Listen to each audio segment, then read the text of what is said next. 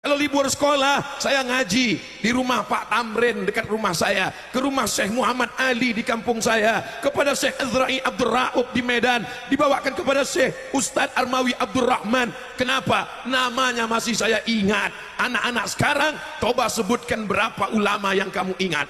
Dia tidak ingat karena tidak pernah dikenalkan pada kiai, tidak pernah dimintakan doa ulama, tidak pernah dimintakan air barokah, tidak pernah dimintakan usap kepala, tidak pernah ditiupkan ubun-ubunnya. Yang dia tahu siapa? Upin Ipin. Yang dia tahu siapa? Power Rangers. Yang dia tahu siapa? Barbie. Ternyata film ini nampaknya seperti film anak-anak, tapi sesungguhnya di dalamnya ada penyebaran LGBT. Waspadalah, kejahatan terjadi bukan karena ada niat dari pelakunya, tapi juga karena ada kesempatan. Ya Allah, jagalah anak-anak kami ini semuanya ya Allah. Selamatkan dari narkoba, selamatkan dari zina, selamatkan dari pacaran, selamatkan dari pergaulan bebas. Masukkan ke pondok pesan. Pagi-pagi saya duduk di depan rumah, ngelihat ada Bang Ayub, orang kampung saya, mau masuk pesantren. Saya belum masuk SD. Apa kata ibu saya? Kamu nanti mondok seperti Bang Ayub. Diantar saya mondok, pondoknya jauh, dari Riau ke Sumatera Utara, naik bis 12 jam. Saya dijenguk setahun sekali, dikirim ke Mesir 4 tahun gak pulang, 4 hari raya, 4 Idul Fitri, 4 Idul Adha. Kenapa gak pulang? Ongkos mahal. Pergi ke Maroko 2 tahun gak pulang. Saya bukan anak yang banyak keluarganya, saya anak pertama, adik saya anak kedua. Buah hati belayan jiwa, disayang peluk cium ibu malam, pagi dan petang. Tapi ketika saya lulus, pergilah engkau sejauh mata memandang. Nanti engkau akan pulang ke kampung halaman, mencerahkan umat. Ibu berikan motivasi untuk anak. Jangan nanti anaknya mau berangkat, izinkan aku pergi mah. Mau kemana? Mau ke Mesir. Jangan. Saudara yang dimuliakan Allah Subhanahu wa ta'ala, saya hari ini tidak sedang menceramahi ibu-ibu. Saya tidak sedang menceramahi ibu-ibu. Saya sedang bercerita dengan ibu saya ketika saya pulang sholat Jumat. Saya kalau selesai sholat Jumat dipanggil sama ibu saya, come here, sini sebentar. Apa mak? Apa kata khotib tadi di masjid? Khotibnya ngomong apa? Yang pertama kata khotibnya, takutlah kepada Allah. Yang kedua, mesti berbakti pada orang tua. Yang ketiga, jaga kebersihan badan, pikiran dan hati. Dari kecil saya sudah biasa diajak ngobrol dengan ibu saya, maka saya tidak pernah merasa menceramahi ibu-ibu sekalian. Saya hari ini menceritakan apa yang pernah saya dengar dari guru saya. Saya sampaikan kepada semua jamaah. Anak-anak diajak ngobrol cerita. Sekarang anak-anak nggak bisa cerita. Dia pulang dari sekolah bangga, mau menunjukkan nilainya. Mama, ini nilai adik. Sebentar ya, mama update status dulu. Mama, dengarkan bacaan Quran adik. Adik tadi dapat piala di sekolah. Amma yatasaalun anin naba'il azim. Ibunya sibuk ngangkat telepon. Iya, kita shopping kemana ya? Kapan anakmu mendapatkan perhatian dari seorang ibu? Ibu adalah orang yang surga di bawah telapak kakinya. Saya sudah bolak-balik nyari hadis, belum ketemu. Mau nasihati anak saya, surga di bawah telapak kaki ustaz, belum ketemu. Surga di bawah telapak kaki babysitter. Karena banyak ibu-ibu yang menitipkan anaknya kepada pembantu dan penjaga. Akhirnya dia pulang kerja, saat dia mau peluk anaknya, ternyata anaknya memeluk pembantu. Bukan cuma anaknya, suaminya juga. Astagfirullah, keceplosan. Mohon maaf Kiai. Ini Ustadz Abdul Somad jangan sembarangan ceramah di Pulau Madura. Ini pulaunya para ulama, ini negerinya para kiai. Ustadz Somad nggak beradab, kurang adat istiadat. Kenapa Ustadz membelakangi kiai? Saya udah izin duluan, beb. Saya diajarkan ibu saya nggak boleh duduk di atas kursi kalau ada ulama. Kalau ada ulama duduk cium tangannya, minta ampun, minta maafnya, ambil barokahnya. Jadi pendidikan itu berkesan. Sebelum TK, sebelum SD, sebelum SMP, sebelum SMA, sebelum S1, sebelum S2, sebelum S3, S teler, S cendol dan S bandung. Pendidikan yang pertama adalah pendidikan ibu. Ibu. Al-madrasatul ula. Pendidikan yang pertama, pendidikan ibu. Maka dikatakan, an-nisa imadul bilad. Ibu adalah tiang negeri ini.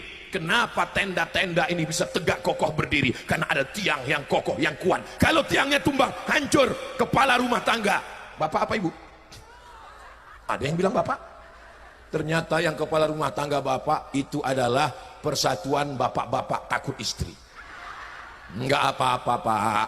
Kalau ibu masih bertanya, kamu di mana? Pulang jam berapa? Kunci motor mana? Uang mana? Siap teruskan. Kalau ibu masih nelpon suaminya, kamu di mana? Pulang jam berapa? Kunci motor mana? Uang kemana aja? Teruskan ibu. Siap.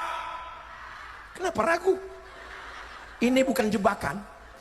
Ini kebetulan dan ketulusan. Kalau ada ibu di zaman sekarang banyak godaan, nanya suaminya sedang di mana, dengan siapa, pulang jam berapa. Itu salah satu ciri istri solihah. Kenapa? Dengan begitu suaminya terjaga, terpelihara insya Allah. Makanya banyak itu jamaah kalau udah dekat dengan Ustadz Somad, dia langsung foto, video call. Hai mama, ini lagi sama Ustadz. Habis itu dia tutup, dia pun pergi nggak tahu kemana.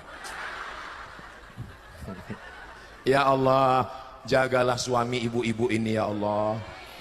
Ibu bisa datang pengajian ini pasti karena suaminya soleh semua. Coba kalau suaminya nggak soleh, Mas, kalau orang Madura manggil suami apa? My darling. Saya mau pergi kemana? Mau ada pengajian. Siapa penceramahnya? Ustadz Abdul Somad. Ustadz saya itu. Pergi silakan pergi. Kamu nggak ikut? Saya mau main gaple dulu sebentar. Ya Allah, suami yang belum sholat, bukakan pintu hatinya supaya sholat ya Allah. Suami yang sudah kami doakan, nggak juga sholat, bukakan pintu liang lahatnya ya Allah. Jangan diaminkan bu, jangan. Nanti kalau ibu aminkan, ini lebih 400 orang, ini lebih 40 orang, ini lebih 4.000 orang, diaminkan malaikat. Nanti ibu jadi anggota IGGI, Ikatan Janda-Janda Internasional. Mudah-mudahan suaminya jadi orang yang soleh-soleh. Ustadz Somad. Ya, suami saya ini alhamdulillah dulu nggak sholat, tapi setelah selalu saya putar ceramah Ustadz di rumah, dia sekarang sudah sholat. Sholat apa? Sholat Jumat. Ibu jangan pulang dari sini menceramahi suami. Pulang dari sini langsung panggil suaminya. Sini. Ya ayyuhalladzina kafaru. Suamimu itu kepala rumah tangga bu. Ar-rijalu qawwamuna 'alan nisa. Laki-laki tetaplah sebagai kepala rumah tangga. Hormati dia, muliakan dia. Tapi suami saya ini letoy loyo, lemah lunglai lesu. Bangkitkan semangatnya. Tapi dia sakit Pak Ustadz, bangkitkan semangatnya. Kamu adalah kepala rumah tangga. Kamu adalah yang paling berkuasa di rumah ini. Insya Allah kamu akan sembuh. Jangan khawatir, kamu akan sehat. Begitu bu? Iya, jangan suami sakit. Aduh, kayaknya nggak sampai hari Jumat udah selesai. Bangkitkan semangatnya, kuatkan hati dan jiwanya. Almar'atus solihatul lati tu'inu ala imanihi. Istri solihah yang membantu iman para suaminya. Mudah-mudahan anak-anak muda yang ada di sana segera menemukan jodohnya insya Allah. Kok banyak sekali yang mengaminkan? Yang bilang amin, Ustadz Somad emang mantap. Masya Allah. Berapa lama dia ngeprintnya, mencetaknya, membawanya kemari. Itu keseriusan luar biasa. Ibu, kalau masih ada anak gadis, berikan, nikahkan orang soleh. Udah nikah belum? Sudah, tapi baru 1 kali.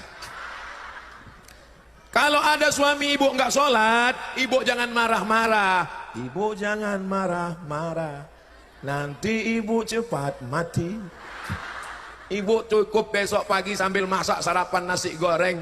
Walaupun hidup 1000 tahun, kalau tak sembahyang apa gunanya? Walaupun hidup 1000 tahun, kalau tak sembahyang apa gunanya?